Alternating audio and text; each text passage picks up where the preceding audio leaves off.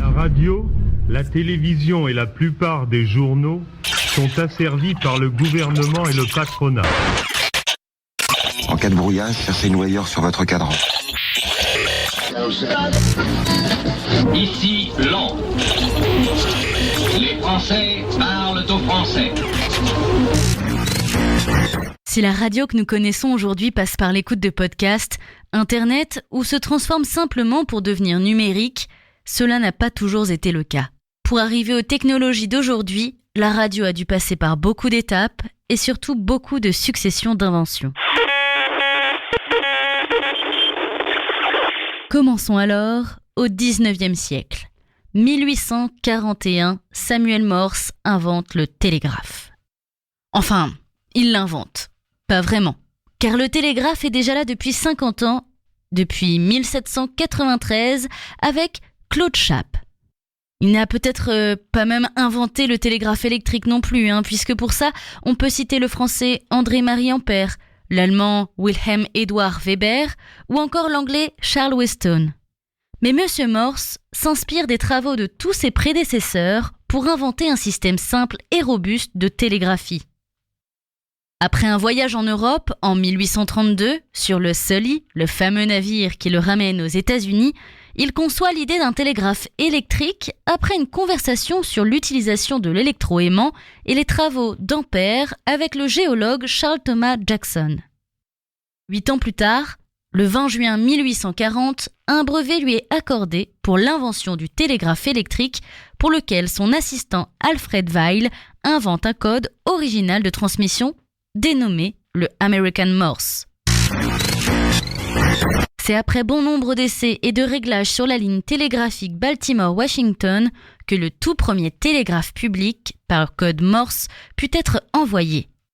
Nous sommes alors le 24 mai 1844 et le message est « What has God through ?» soit « Qu'est-ce que Dieu a fait ?» qu'on peut aussi traduire par « Ce que Dieu a forgé ». Voici d'ailleurs le premier message en Morse. Un message qui a parcouru 60 km. La distance entre Washington et Baltimore. Soit une sacrée trotte pour un message de l'époque. Mais comment fonctionne alors un télégraphe de Morse ? Eh bien, un petit peu comme une sonnette. Grossièrement, si on appuie sur le bouton, on ferme le circuit électrique. On laisse l'électricité passer, ce qui donne un signal au bout du fil. On peut alors envoyer 30 mots par minute. Mais en langage Morse, évidemment. Le langage Morse, c'est le signal donné par la fermeture du circuit.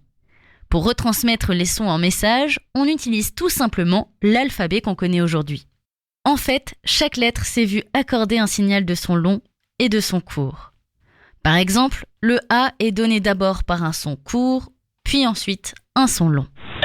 Il sera d'ailleurs question de Morse également pour les messages de résistance lors de la Seconde Guerre mondiale. Bon, pour l'instant, on parle de messages un petit peu comme un mail ou encore un SMS si on compare à aujourd'hui. Et vous êtes d'ailleurs en droit de vous demander quel est le rapport avec la radio ? Eh bien, ça reste de la transmission d'informations à distance et ça a beaucoup de rapport avec la radio.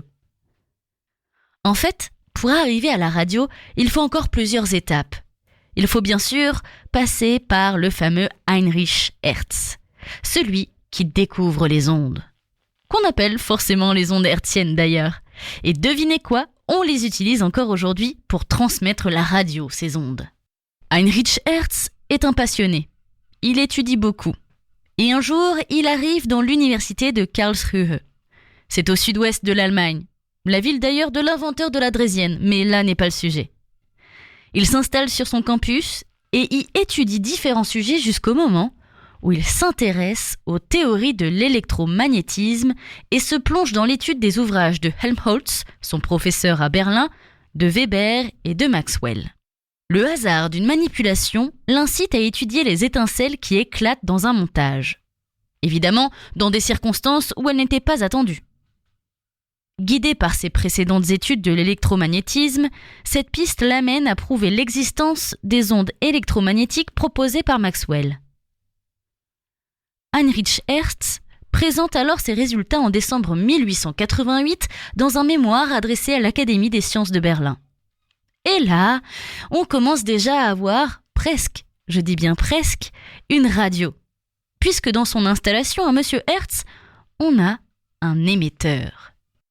Il y a un tas d'autres choses, bien sûr, mais je pense que l'émetteur est ce qu'on peut relier le plus simplement au fonctionnement de la radio. Outre ça, si vous voulez vraiment tout savoir, on a 2 sphères, du câble et de la bobine de Ruhmkorff. Cette fameuse bobine a d'ailleurs son importance, puisque c'est une sorte de générateur électrique qui permet d'avoir des tensions de plusieurs milliers de volts. Et une fois que la machine est en route, une fois que la tension est assez élevée, on a une grosse étincelle qui se crée et se propage jusqu'aux sphères, qui se renvoient ainsi de suite, ce qui crée, et c'est Heinrich Hertz lui-même qui le dit, une sorte de diapason électrique.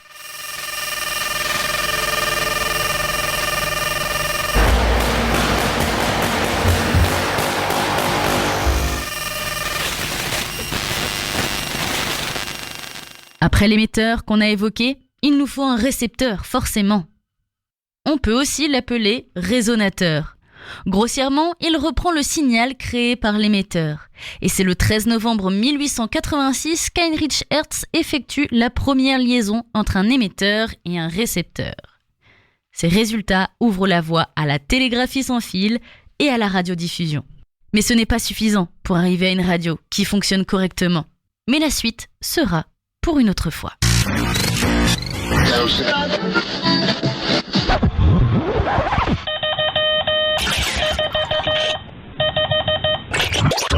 Ra